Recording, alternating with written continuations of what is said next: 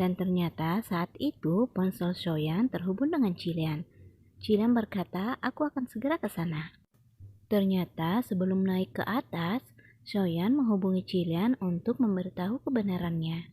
Boyu menyeret Soyan dan mendorongnya dari atas gedung. Untungnya Cilian datang tepat waktu dan berhasil menangkap Soyan dan menariknya ke atas. Terjadi perkelahian antara Boyu dan Cilian. Saat Boyu dicekik oleh Cilian, Boyu menyuruh Soyan untuk lari karena Boyu menganggap Cilian adalah virus. Cilian bertanya di mana Sujingan. Boyu berkata, aku tak tahu apa yang kau bicarakan. Yang aku tahu, jika aku tak membunuhmu, kami berdua akan mati. Soyan mengambil batu dan memukul Cilian. Dia tak tahu yang mana di antara mereka mengatakan yang sebenarnya. Tapi jika dia harus memilih, dia memilih untuk mempercayai Hoboyo. Dia pun mendekat ke pinggir atap gedung. Soyan berkata, aku ingin kembali. Dan dia juga ingin kembali. Kami berasal dari dunia yang sama. Boyu akhirnya melompat dari gedung. Melihat hal tersebut, Soyan berbalik melihat Cilian dan berterima kasih. Soyan akhirnya juga ikut melompat. Soyan terbaring di rumah sakit. Saat dia bangun, dia terkejut melihat kartu yang ada di buket bunga. Su Jingyan ada di sana. Su Jingyan memberitahu bahwa dia dan Boyu terperangkap di kapsul game selama seminggu. Soyan ingin melihat Hoboyu. Namun Su Jingyan melarangnya karena Hoboyu belum sadar. Soyan yang merasa tak tenang akhirnya keluar untuk mencari kamar di mana Boyu dirawat. Akhirnya dia menemukan Boyu. Setelah melihat kondisinya, Soyan berbalik untuk pergi. Tiba-tiba Boyu memegang tangannya. Soyan ketakutan dan berlari keluar. Boyu terus mengejarnya. Saat Soyan berbalik, dia melihat sosok Cilian yang ingin membunuhnya. Soyan membuka matanya. Itu hanyalah mimpi. Ternyata dia belum kembali ke dunianya. Dia pun melihat tulisan yang ada di selimutnya, Rumah Sakit Lausan. Tak lama kemudian, Cilian datang. Cilian memberitahu bahwa Hoboyu sudah ditangkap oleh polisi. Jika kamu punya pertanyaan, kamu bisa menanyakannya padaku. Soyan berkata, apa yang akan kau lakukan padaku? Kamu sudah mendapatkan yang kau cari. Aku tak berguna lagi untukmu. Soyan kemudian menyalahkan Cilian. Jika bukan karenamu, bagaimana mungkin channel tak bekerja? Cilian kemudian meminta waktu. Dia akan menemukan kebenarannya. Seorang wanita melihat video rekaman Boyo ditangkap polisi dan menyalahkan Jian Soyan karena dirinya channel tak bekerja. Wanita tersebut kemudian menelpon dan meminta agar Boyo dilenyapkan karena sudah tak berguna. Cilian masih tetap menjaga Soyan. Namun saat Soyan bangun, dia tak ingin melihat Cilian. Dia pun mengabaikannya. Saat Cilian akan pergi, Soyan bertanya kapan dia bisa kembali. Bagaimana dia bisa kembali? Cilian berbalik dan berkata, beri aku waktu sebulan. Sebulan kemudian, aku akan memberimu jawaban apapun itu. Soyan berkata, aku tak ingin melihatmu sebulan ini. Mendengar hal tersebut, Cilian segera pergi. Cheng Fangshou datang untuk menjemput Soyan. Sesampainya di salon tempatnya bekerja, teman-temannya langsung mengkerumuninya. Mereka sangat senang melihat Soyan. Namun Soyan tak seceria dulu. Dia menyuruh teman-temannya pergi karena dia ingin sendirian. Tak lama kemudian, seorang teman lainnya datang. Melihat Soyan terlihat murung, dia pun berkata, jika kamu merasa tak senang, kamu bisa memberitahuku. Soyan tak menjawab. Li bertanya kepada Soyan, apakah kamu bertengkar dengan Tuan Chi atau seseorang di keluargamu sedang sakit dan butuh biaya? Beritahu aku. Soyan berkata tidak. Aku dibohongi. Seseorang memberitahuku, dia dapat membantuku. Aku terlibat sepenuhnya, bahkan tak menyadarinya. Mendengar hal tersebut, Li bertanya bermaksud untuk membantu. Namun Soyan berkata, apakah kita akrab? Kamu pikir siapa dirimu? Jangan campuri urusanku. Li berkata, kamu tak boleh berkata seperti itu padaku. Aku hanya ingin menolongmu. Aku tak tahu siapa yang telah mengkhianatimu, tapi menyalahkan perbuatannya padaku itu tak adil. Aku hanya tahu aku adalah temanmu dan harus di sini bersamamu sekarang. Meskipun Soyan tetap bersikap kasar kepada Lee agar Lee pergi meninggalkannya, namun Lee tetap tinggal. Dia kemudian memeluk Soyan. Akhirnya, Soyan kembali berkumpul bersama teman-temannya. Jilian mengantar Jeng Fang Shao, namun dia tak ingin masuk karena Soyan tak ingin melihatnya. Jilian kemudian memberikan amplop merah untuk dibagikan ke semua orang. Jeng Fang Shao kemudian memberitahukan kepada seluruh karyawannya bahwa mereka akan libur tahun baru. Bos Ji tak bisa hadir, namun dia menitipkan salam. Dia ingin masing-masing kalian mendapatkan amplop merah. Semuanya merasa sangat senang. Jeng Fang Shao berkata kepada Xiaoyan, dia akan pulang besok. Bagaimana denganmu? Dia pun menyuruh Xiaoyan untuk pergi mengambil tiketnya, karena neneknya sudah menunggunya. Namun Xiaoyan tak ingin pulang. Jeng Fang Shao kemudian berkata, apakah kamu berhenti berhubungan dengan Jilian? Jika kamu ingin tinggal, aku akan memintanya untuk mengantarkan beberapa makan malam tahun baru untukmu. Xiaoyan berkata, aku tak mengabaikannya, aku hanya tak ingin melihatnya. Jeng Fang Shao kemudian berkata, kamu menyukainya, itu normal untuk memiliki ekspektasi, berharap untuk bantuan lebih banyak. Xiaoyan berkata, siapa bilang aku menyukainya? Aku berharap tak akan ada rasa suka antara dia dan aku. Kamu menyukainya atau tidak, itu urusanmu sendiri, ucap Jeng Fang Shao. Ini tahun baru Imlek, aku akan mentraktirmu makan. Mereka pun pergi untuk makan. Ho Boyu berada di rumah sakit, dengan tangan terborgol. Polisi menanyakan tentang file yang dicurinya. Dia memberikannya kepada siapa? Boyu tak mengatakan sepatah kata apapun. Boyu ketakutan saat melihat Jilian. Dia berpikir bahwa Jilian datang untuk membunuhnya dan menginginkan hak istimewa administratornya. Jilian berkata, apakah kau masih percaya bahwa kamu terperangkap di dunia virtual di dalam sebuah kapsul permainan?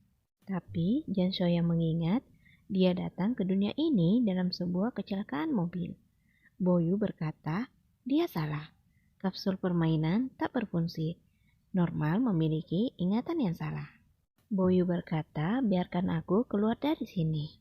Aku dapat memberikan hak istimewa administratorku untukmu.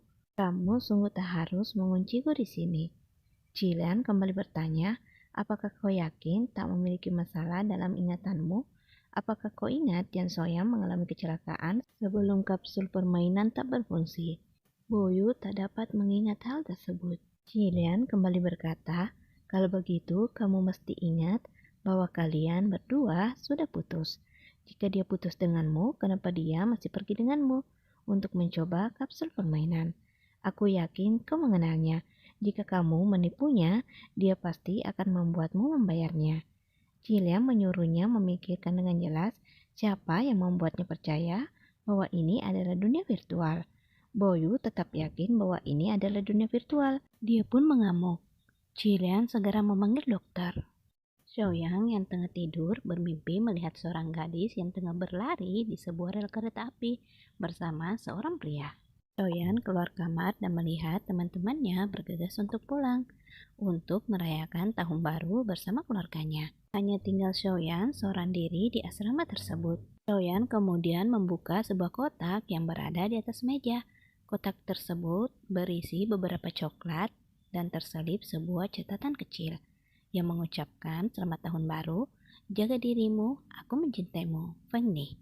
Xiaoyan kemudian mengambil sebuah kotak kecil yang berisi sepasang anting dan juga terdapat sebuah catatan kecil mengucapkan selamat tahun baru, jaga dirimu, jika kamu merasa bosan, kamu bisa menelponku. Aku akan selalu berada di sana untukmu. Dari Fang Fang. Xiaoyan kemudian mengambil hadiah selanjutnya. Di catatan tersebut tertulis, aku dapat merasakan kehangatanmu ketika kita bersama. Aku berharap hadiah kecil ini memberimu sedikit kehangatan. Semangat Xiaoyan, Xiaobai. Terakhir adalah sebuah amplop merah, mengucapkan selamat tahun baru, jaga dirimu, aku berharap kamu bahagia setiap hari. Xiaoyan mendapat telepon dari neneknya. Akhirnya dia memutuskan untuk pulang bersama Cheng Fang Shao. Jiang Bo menghubungi Xiaoyan dan memberitahu bahwa dia sedang membutuhkan asisten. dan akan memberikan gaji sebesar 3.000 yuan per bulan, ditambah bonus untuk kerja ekstra. Apakah kamu tertarik? Soyan hanya diam. Jiang Bo memberinya waktu untuk mempertimbangkannya. Akhirnya Soyan tiba di desa di daerah Bayang. Di sana neneknya sudah menunggu. Cheng Fang Shou menghubungi Soyan untuk memastikan apakah Soyan sudah tiba di rumah. Soyan masuk ke sebuah kamar. Dia pun melihat ke sekeliling kamar tersebut. Kamar tersebut sangat jauh berbeda dengan kamar yang ada di dunianya. Soyan melihat foto keluarga. Orang tuanya sama persis dengan yang ada di dunianya. Bahkan posisi gelas dan bentuknya pun sama yang ada di dunianya. Soyan kemudian menemukan sebuah kotak yang ada di bawah tempat tidur. Saat dia akan mengambilnya, neneknya tiba-tiba datang. Saat neneknya pergi, dia kembali mengambil kotak tersebut. Di dalam kotak itu terdapat 2 buah buku. Dia membaca surat yang ditulis oleh Jan Soyan. Gambar yang ada dalam surat tersebut sama persis dengan kehidupannya.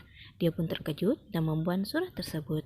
Jilian kemudian berkata, apakah kau pernah berpikir mungkin Lighthouse System bukan mesin penjelajah waktu? Dan kamu tak pernah melakukan perjalanan waktu ke dunia ini. Xiaoyang yang terlalu emosi tiba-tiba merasa pusing. Dia pun kemudian mengalami sesak nafas. Saat Xiaoyang sudah bangun, Jilian memberitahunya bahwa Boyu sudah meninggal. Xiaoyang terkejut mendengarnya. Nenek Jiang Xiaoyang datang membawakan makanan untuk mereka. Karena sudah larut, dia pun menganjurkan Jilian untuk menginap. Jilian bertanya kepada Xiaoyan apakah dia keberatan. Xiaoyan berkata tidak. Lagi pula memang ada ruangan kosong bekas kamar orang tua Jiang Xiaoyan. Jilian mendapat telepon dari Profesor Lu yang memberitahu bahwa dia sudah menemukan sesuatu tentang Noah. Profesor Lu mengirimkan foto Noah. Saat Jilian melihat foto tersebut, dia pun terkejut karena pria dalam foto itu adalah Su Jingyan. Jilian dan Xiaoyan pergi ke sebuah gedung. Dalam gedung tersebut, mereka melalui banyak terowongan. Saat menuruni tangga, kaki Xiaoyan terkilir. Akhirnya, Jilian menggendongnya. Jilian kemudian meminta Xiaoyan untuk menunggunya. Dia akan melanjutkan untuk memeriksa tempat tersebut. Saat Jilian pergi, tiba-tiba lampu berkedap-kedip. Xiaoyan yang merasa takut berusaha meninggalkan tempat tersebut. Xiaoyan kemudian menemukan sebuah tempat yang dimana merupakan bekas laboratorium. Dia pun seakan dapat melihat ada 2 kapsul di dalam sana. Jiang Xiaoyang ada di dalam salah satu kapsul tersebut. Xiaoyan seakan dapat melihat semua kejadian yang ada dalam ruangan tersebut. Jiang Xiaoyan mendengar pembicaraan peneliti Lighthouse tentang modul ingatan. Kurang dalam setahun, mereka akan gila. Di sini, Jiang Xiaoyan berkata pada Boyu bahwa dia bergabung dalam eksperimen ini karena Boyu mengatakan tak berbahaya. Boyu kembali meyakinkan Jiang Xiaoyan bahwa ini sungguh hanyalah permainan, tak berbahaya sama sekali. Bukankah kamu selalu mengatakan kamu ingin menjadi orang kaya? Di game ini, kamu bisa merasakan semuanya. Xiaoyan berbalik dan melihat sebuah pintu, di mana dia kembali melihat Jiang Xiaoyan masuk ke sana. Dia pun ikut masuk dan menemukan sebuah kotak yang berisi sebuah buku. Jiang Xiaoyan menulis tentang hari-harinya berpartisipasi di Lighthouse. Hari itu adalah hari ke-87. Dia akhirnya mengetahui bahwa Lighthouse bukanlah tentang sebuah permainan. Dia tak tahu apa dia akan menjadi gila, namun dia bisa merasakan Lighthouse sudah mengubah ingatannya. Jiang Xiaoyan menguping pembicaraan para peneliti. Dia pun ketahuan dan akhirnya dikurung. Jiang Xiaoyan dibujuk untuk kembali ke dalam kapsul dan menjadikan Lighthouse System sebagai sebuah mesin impian, di mana dia memiliki semuanya yang tak dia miliki sekarang, uang, teman, dan kebebasan, yang merupakan kebalikan dari kehidupannya saat ini. Jiang Xiaoyan tak ingin menjadi gila. Dia pun berusaha untuk melarikan diri. Dia akhirnya berhasil keluar dari gedung tersebut. Tiba-tiba dia merasa pusing dan pingsan. Kepalanya terbentur di sebuah batu. Jilian kembali dan tak melihat Jiang Xiaoyan. Dia pun pergi mencarinya dan akhirnya menemukan Xiaoyan dalam keadaan pingsan. Jilian membawanya keluar dari gedung tersebut. Terlihat dari atas gedung seorang pria memantau mereka. Shoyan memberitahu Cilian bahwa dia tak bisa kembali. Dia mungkin juga akan gila. Dia pun menangis dalam pelukan Cilian. Cilian berkata, sejak kamu bangun dari rumah sakit, aku sudah mengetahuinya. Kamu akan selalu menjadi Jan Shoyang yang sama. Cilian akan pergi untuk membeli makanan untuknya. Namun Shoyang menahannya dan berkata, aku tak lapar. Cilian akhirnya menyuruhnya untuk tidur. Dia pun akhirnya tidur dan dijaga oleh Cilian sambil berpegangan tangan. Shoyan memutuskan untuk pergi agar orang-orang terdekatnya tidak dalam bahaya. Dia kemudian pergi ke Akademi Songmen untuk bekerja sebagai asisten Jambo. Sesampainya di sana, dia tak dapat masuk. Dia menghubungi Jambo, namun Jambo tak menjawab teleponnya. Dia pun menunggunya hingga ketiduran. Akhirnya, Jambo datang. Jiliang menghubungi Shoyan dan menanyakan apakah dia sudah kembali ke Laoshan. Shoyan berkata, bukankah kau bilang punya sebuah proyek dan pergi untuk inspeksi lapangan? Jiliang berkata, setelah minum dengan Ching Fangso dan lainnya hari itu, saya mendapat panggilan. Dia berbohong agar Shoyan tak khawatir, namun Shoyan sebenarnya sudah tahu. Shoyan berusaha untuk tegar dan meminta Jiliang untuk move on dan tidak berpegangan pada masa lalu. Shoyan meyakinkan dirinya agar tak menghubungi Jiliang lagi. Jiran kembali ke rumah lamanya. Dia kemudian mengambil sebuah koper. Di dalam koper tersebut terdapat sebuah kotak yang di dalamnya terdapat sebuah map coklat. Jiran terkejut saat melihat surat perjanjian kontrak dengan Lighthouse System. Dia pun menyadari bahwa sebenarnya dialah orang yang memiliki masalah. Seorang pengendara sepeda tak sengaja menabrak Shoyan. Pria tersebut ingin membantunya berdiri, namun Shoyan menolaknya karena dia tak ingin pria tersebut melihat noda darah di celananya. Jiran datang menutupinya dengan jasnya dan membantunya untuk berdiri. Jiran berkata, kamu memberitahuku di telepon bahwa kamu ingin fokus ke satu hal. Aku tahu kamu sebenarnya mengatakan jangan datang padaku. Shoyan berkata, jika kamu tahu kenapa kamu tetap ke sini, tidak bisakah kamu membiarkannya pergi? Namun Jiran tak mau. Aku tak punya banyak waktu, aku akan segera menjadi gila, ucap Shoyan. Jiran memintanya jujur, apakah kamu tipe orang yang akan mendorongku menjauh? Karena kamu khawatir akan membuatku dalam masalah setelah kamu menjadi gila. Jiran kemudian meminta maaf karena pengakuannya terdengar seperti perdebatan. Jiran kemudian berkata, sebenarnya kamu tahu Cheng Fansao dan aku mengalami kecelakaan. Namun Shoyan mengelak. Ternyata Jiran melihatnya di mana ayahnya mengusir Shoyan pergi. Shoyan kemudian meminta Jiran melupakan tentang Lighthouse System, Su Jingyang, dan dirinya. Namun Jiran tak ingin melupakan Shoyan. Shoyan kemudian pergi dan berkata untuk tak bertemu lagi. Jiran menyusulnya, namun sudah tak melihat Shoyan. Jianbo tak sengaja mendengar pembicaraan tentang Jan Shoyan. Dia pun melihat data tentang Jan Shoyan berada di atas meja. Jiran melihat kembali rekaman video di mobilnya dan melihat Shoyan terlihat aneh. Dia tak seperti orang yang datang untuk menjemput orang mabuk. Dia tahu sesuatu akan terjadi padaku, ucap Jiran. Jiangbo berjalan dengan cepat dan menyuruh Shoyan untuk cepat-cepat. Dia pun segera masuk ke dalam lift. Shoyan pun datang, namun liftnya sudah tertutup. Dia pun mengetai bosnya itu. Liftnya kembali terbuka, dan Jiangbo berkata, apa yang kau katakan? Jiran mendapat telepon dari Van Rushe yang memberitahu bahwa seorang artis bernama Shei memiliki masalah pada make up-nya. Dan Jan Shoyang yang memake up-nya. Aku melihat seseorang dari organisasi membawa Shoyang pergi. Jiran menghubungi ayahnya untuk meminta bantuan. Jiangbo datang untuk menangani masalah tersebut dan bertanggung jawab karena Shoyang merupakan asistennya. Dia pun akhirnya mengungkapkan identitasnya. Dia adalah anak dari ketua editor majalah Galaxy, Fan Xiaoxiao. Untuk membuktikannya, dia menelpon ibunya. Jiangbo mengaku kepada Shoyan ketika dia mempekerjakannya, dia memiliki rencana lain. Aku ingin membuatmu tetap ada untuk membuat kesepakatan dengan orang lain. Tapi sayangnya aku tak bisa melihat bakatmu sia-sia. Aku tak akan bekerja sebagai make up artist lagi, namun kamu harus tetap melakukannya, ucap Jiangbo. Dia pun kemudian pergi. Shoyan dan Jiran melihat rekaman CCTV di mana Shei memakai riasan lain.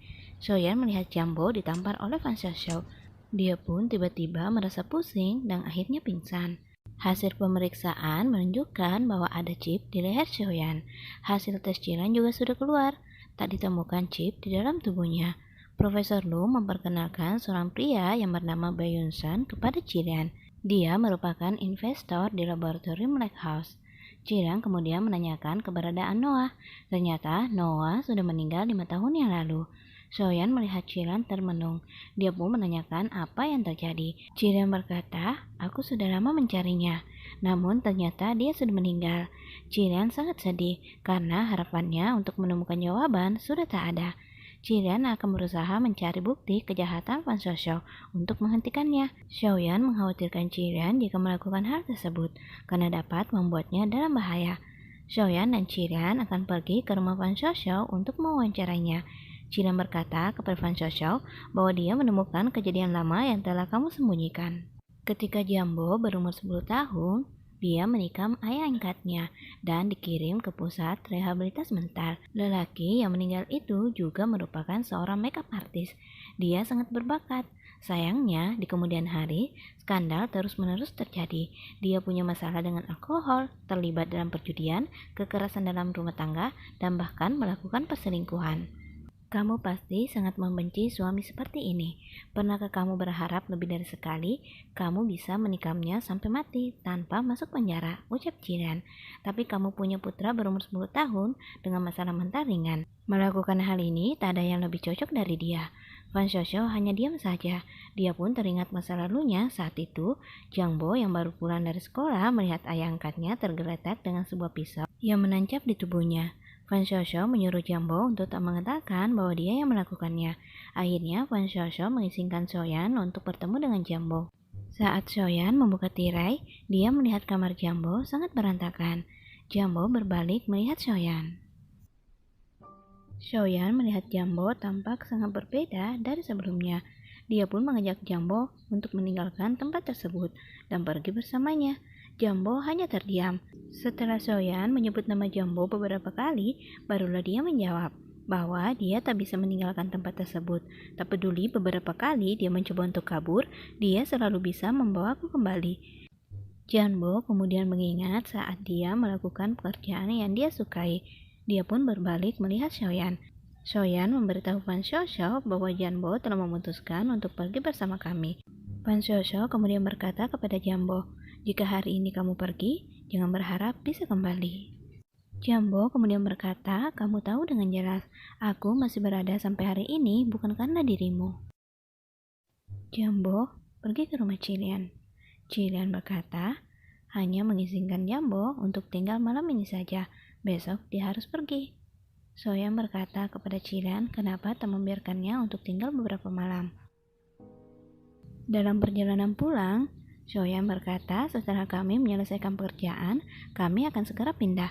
Apa maksudmu dengan kami? Siapa sebenarnya pacarmu? Ucap Jilian. Tentu saja kamu, ucap Soyan. Keesokan harinya, Soyan datang membawa sarapan untuk Jilian.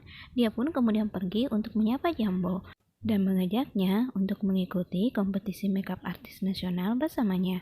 Jambo menolak karena penyelenggara kompetisi tersebut adalah Galaxy. Fan Shoushou adalah salah satu juri dan mudah untuknya mengeliminasi siapapun yang dia inginkan. Soyan memberikan makanan kepada Jambo, namun Jambo ingin minum. Soyan segera berlari untuk mengambil air untuknya. Jilian terus memperhatikannya. Dia kemudian berkata, aku juga mau air. Namun Soyan tak memberinya dan segera pergi. Dia hanya berkata, ambil sendiri. Jambo berkata kepada Soyan, aku tak akan mengikuti kompetisi dan aku tak punya rencana untuk membuka studio. Aku berterima kasih padamu untuk menarikku keluar dari keluargaku. Tapi itu tak berarti aku akan melakukan apa yang kau mau. Jambo memberitahu Jilian bahwa dia melihat data Jan Soyan. Dia pun menebak Galaxy ingin mempekerjakannya. Karena itu dia mempekerjakan Soyan untuk membuat kesepakatan dengan ibunya. Jilian memberitahu Jambo, aku setuju untuk mengeluarkanmu karena kamu berharga untuknya. Jadi, jika dia ingin membuka studio denganmu, jangan khawatir tentang hal lain. Lakukan saja. Jambo berkata, apakah kamu tidak takut? Dia akan menjadi lebih perhatian denganku dan aku akan mengambil posisimu. Jika kamu mampu melakukannya, coba saja, ucap Jilian. Jilian memberitahu Soyan bahwa Jambo sudah setuju untuk ikut kompetisi dan membuka studio. Soyan merasa sangat senang dan segera menarik Jambo untuk duduk. dan menyuruh Jilian untuk pergi bekerja. Jilian yang merasa cemburu duduk di tengah-tengah mereka dan merangkul Xiaoyan. Namun pada akhirnya dia hanya menjadi pendengar di tengah-tengah mereka. Xiaoyan segera memikirkan nama untuk studio mereka dan dia mengusulkan untuk memberi nama Boyon. Itu terdiri dari nama Jambo dan Xiaoyan. Jilian merasa cemburu. Dia pun segera berdiri dan berkata akan pergi bekerja. Namun sebelum pergi, dia memindahkan Xiaoyan untuk duduk di kursi yang lain.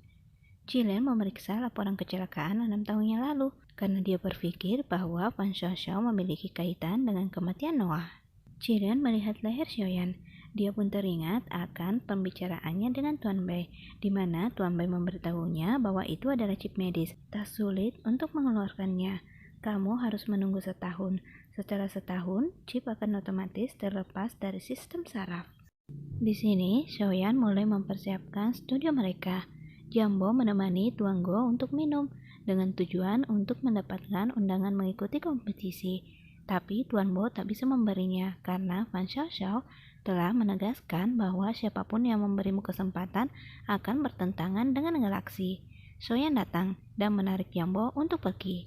Xiaoyan kemudian berkata kepada Jambo, kenapa kamu memohon padanya seperti itu?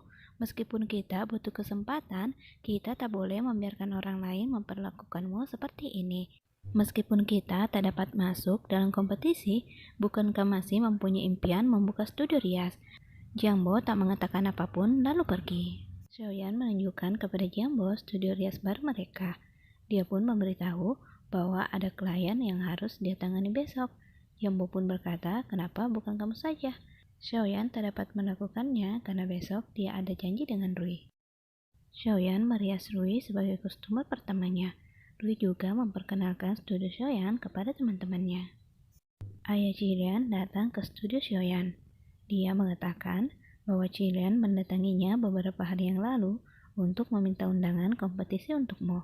Aku sudah mengatakan kepadamu berkali-kali, namun kamu bertingkah seolah-olah tak ada yang terjadi.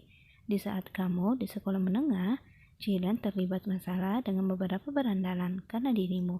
Teman-temannya ikut terlibat, dan anak itu bahkan kehilangan nyawanya. Karena hal tersebut, Jilian kehilangan kesempatan mengikuti ujian masuk perguruan tinggi. Kenapa kamu kembali untuk menyakitinya lagi ketika dia sudah membaik? Ucap ayah Jilian kepada Xiaoyan. Aku dapat memberimu undangan kompetisi, namun kamu harus meninggalkan Jilian, keluar dari hidupnya selamanya. Saat Jilian datang, Xiaoyan yang merasa sedih langsung memeluknya, namun dia tak memberitahu Jilian tentang kedatangan ayahnya. Xiaoyan datang dan memperlihatkan hasil gambarnya kepada Jambo. Jambo merasa tak puas dengan hasil tersebut. Dia pun mengkritiknya, namun tidak dengan Jilian yang memuji hasil karya Xiaoyan.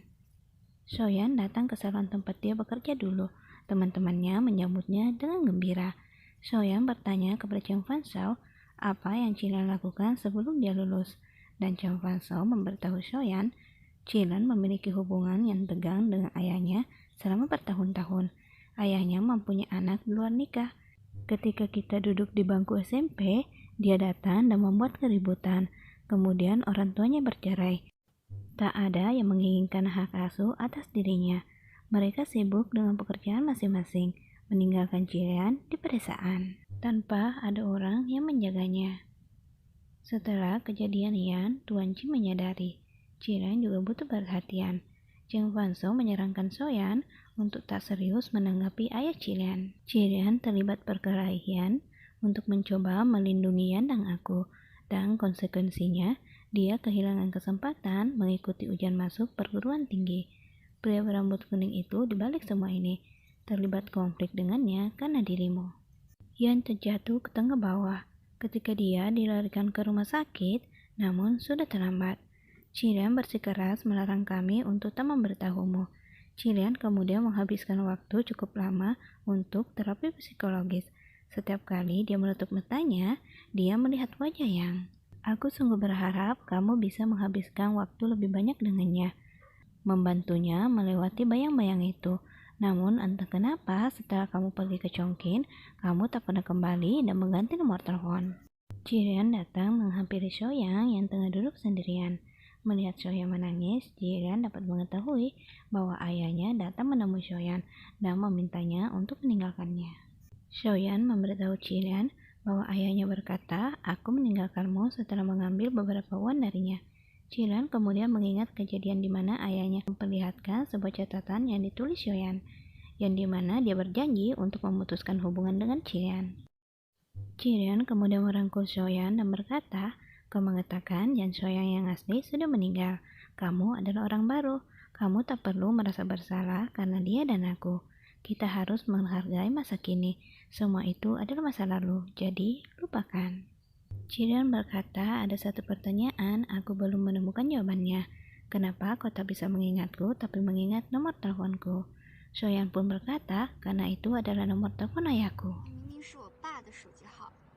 Jiren kemudian berkata, "Meskipun kamu di alam bawah sadar, kamu tak pernah melupakanku, karena kamu sangat-sangat penting bagiku," ucap Shoyan. Rui datang menemui Shoyan dan menunjukkan dia tereliminasi dari kompetisi. Fan Xiaoxiao yang sedang diwawancarai berkata, Jan Shoyan pintar dan tahu bagaimana memanfaatkan aturan permainan. Dia tahu cara menarik perhatian. Tapi dari semua itu, sebuah kompetisi profesional ada standar industri. Menjadi pintar tentunya tidak cukup. Shoyan bertemu dengan ayah Jiren. Jiren segera menggenggam tangan Shoyan. Jiren berkata kepada ayahnya, "Ini adalah urusanku," dan menyuruh ayahnya untuk tak ikut campur. "Apakah tidak cukup ditipu oleh wanita ini sekali? Kami tidak akan mengizinkan wanita ini menikah dalam keluarga kita," ucap ayahnya. Shoyan kemudian berkata, "Sekarang adalah zaman modern. Mengapa Anda masih memiliki rasa hierarki yang kuat? Aku tak berpikir bisa atau tidaknya aku menikah dengan keluarga Ji, itu tergantung padamu. Apakah kau lihat bagaimana dia bicara padaku?" ucap ayah Jiren kepada Jiren. Jiren tak mengatakan apapun. Shoyan kembali berkata, "Jika Anda ingin mendapatkan rasa hormat dari orang lain, pertama Anda harus menjadi ayah yang baik, di mana Anda ketika Jiren membutuhkan cinta dan perhatian Anda." Ayah Jiren hanya terdiam. Shoyan dan Jiren kemudian pergi. Shoyan bertanya kepada Jiren, "Apakah tadi aku keterlaluan kepada ayahmu?" Jiren berkata tidak. Jambo membangunkan Shoyan yang tertidur di meja dan menyuruhnya kembali ke ruangannya. Namun tiba-tiba Shoyan terjatuh. Jambo bertanya kepada Shoyan, "Kenapa ada bekas luka di lehermu? Apakah sebelumnya kamu pernah melakukan suatu operasi?" Keesokan harinya, Shoyan pergi ke rumah sakit. Dokter bertanya kepadanya apakah dia pernah menjalani suatu operasi implan otak sebelumnya, karena ada chip di leher belakangnya. Shoyan kemudian bertanya apakah dokter bisa mengeluarkannya. "Operasi semacam ini berbahaya," ucap dokter, "dan berpeluang merusak sarafmu. Tapi jika tidak dikeluarkan, itu masih bisa menyebabkan kerusakan ke sistem saraf." Shoyan berkata kepada Jiren, "Kamu sudah mengetahuinya. Kamu berjanji padaku untuk tak menyembunyikan apapun dariku. Kenapa tak memberitahuku?" "Karena aku tak ingin kamu merasa takut," ucap Jiren. "Aku sudah menemukan perusahaan yang mengembangkan chip ini. Itu bisa dikeluarkan dengan aman." Setibanya di studio, seorang wanita telah menunggu Shoyan. Dia adalah manajer umum Beauty Internasional. Dia sangat menyukai pengantin musim semi Shoyan di kompetisi dan akan mengajaknya untuk bekerja sama. Fan Xiaoxiao membentak manajer Xiao.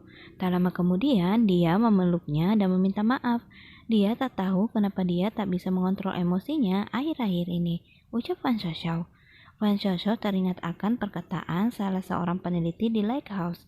Setiap kali Fan Xiaoxiao datang untuk menulis kembali ingatannya, dia akan mencapai titik kritis.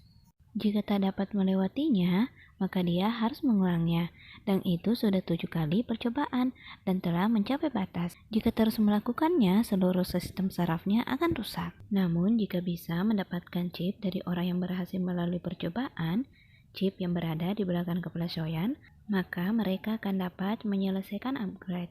Shoyan yang tengah bekerja tiba-tiba melihat dirinya di layar dan bertanya kenapa dia meninggalkannya dan kenapa dia pergi ke dunianya. Dia pun kemudian melihat sosok Su Jingyan yang memaksanya untuk kembali. Shoyan pun akhirnya pingsan. Jiren menjaga Shoyan di rumah sakit. Saat Shoyan bangun, dia tiba-tiba merasa lapar. Jiren kemudian menyiapkan makanan untuknya. Soya mengajak Jiren untuk berfoto. Jiren yang melihat Soyan tak dapat menahan rasa sedihnya dan berbalik arah. Begitupun dengan Soyan yang menangis mengetahui kondisinya. Dia pun mengajak Jiren untuk berkencan. Mereka sudah bersama cukup lama, namun tak pernah kencan resmi. Soyan datang mengenakan gaun putih di kencan mereka. Dia kemudian menanyakan pendapat Jiren tentang penampilannya. Jiren berkata, "Di mataku, kamu selalu bersinar seperti bintang." Soyan kemudian berkata, "Kalau begitu, kamu akan selalu mengingatku." Jiren akhirnya kembali tak dapat menahan kesedihannya. Soyan meminta Jiren untuk tak menangis, karena dia merasa semakin buruk jika Jiren menangis. Tak ada cara yang bisa kita lakukan, biarkan nasib yang menentukannya, ucap Soyan. Setidaknya kita bisa bersama di saat ini. Aku akan selalu mencintaimu, ucap Soyan. Jiren kemudian berbalik dan menciumnya, dan berkata, "Aku juga akan selalu mencintaimu." Mereka menikmati kebersamaan mereka sebisa mungkin sebelum kondisi Soyan semakin memburuk. Setelah 3 hari, chip yang ada di kepala Soyan bisa dikeluarkan. Fan Shosho memperingatkan mereka agar semuanya sudah disiapkan. Jiren meminta Jambo untuk membantunya mengawasi Soyan jika dia bertemu dengan beberapa peneliti dan berbicara tentang Lighthouse System. Jambo kemudian bertanya, "Kenapa aku harus melakukannya?" "Karena ini satu-satunya cara mencegah Fan Shosho dan menyelamatkan Soyan," ucap Jiren. Soyan mendapat pesan dari Jambo yang memintanya untuk membantunya pergi ke suatu tempat karena di sana ada klien yang perlu dirias. Soyan dan Jiren akhirnya pergi ke tempat tersebut. Seorang pria datang memanggil Jiren untuk memindahkan mobilnya karena menghalangi jalan. Setelah Jiren pergi, wanita tersebut membuka kerudungnya. Soyan terkejut melihat wajahnya, dan seorang pria menancapkan suntikan di leher Soyan. Soyan akhirnya pingsan. Jiren melihat tak ada siapa-siapa. Dia pun segera menyadari bahwa itu adalah jebakan. Jiren segera berlari kembali ke tempat Soyan, namun dia sudah tak melihat Soyan di sana. Dan tiba-tiba seseorang memukulnya dari belakang. Ternyata Jambo disandra oleh Fan Shosho dan menggunakan ponselnya untuk meminta Soyan pergi ke tempat tersebut. Mereka akan mempercepat Soyan mencapai titik kritis dengan rangsangan eksternal yang intens. Fan Shosho menyiram Soyan untuk membuatnya sadar. Soyan berusaha mendekati Jiren yang masih tak sadarkan diri. Fan Shosho kemudian menusuk Jiren. Jambo memohon kepada Fan Shosho untuk tak menyakiti mereka. Namun Fan Shosho tak memperdulikannya dan kembali menusuk Jiren berkali-kali. Dia pun kembali berbalik menusuk Jambo. Jiren kemudian menggunakan kakinya untuk menghentikan Fan Shosho. Jambo kemudian meminta Jiren untuk melepaskannya dan menyerahkannya ke polisi. Fan Shosho berhasil mengerai gunting tersebut dan kembali menusuk Jiren berkali-kali. Polisi datang dan menembak Fan Shosho. Ternyata yang menghubungi polisi adalah Nona Sao. Saat Jiren akan masuk ke ruangan operasi, dia meminta Soyan berjanji untuk tetap mengikuti final. Sesampainya di sana, Soyan tiba-tiba merasa pusing. Dia pun kembali melihat Su Jingyang dan dirinya, mengajaknya untuk kembali. Jan Soyan mencoba untuk menenangkan diri. Dia pun mengingat orang-orang di sekitarnya yang selalu mendukungnya. Dia pun berusaha menyelesaikan final kompetisi tersebut.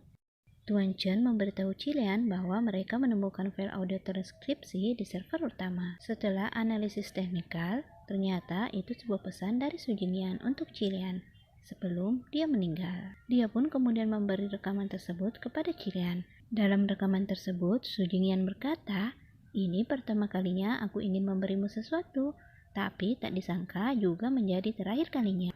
Ini berakhir seperti ini saat laboratorium cahayaku mulai baru saja menunjukkan hasil. Aku sangat senang bertemu denganmu.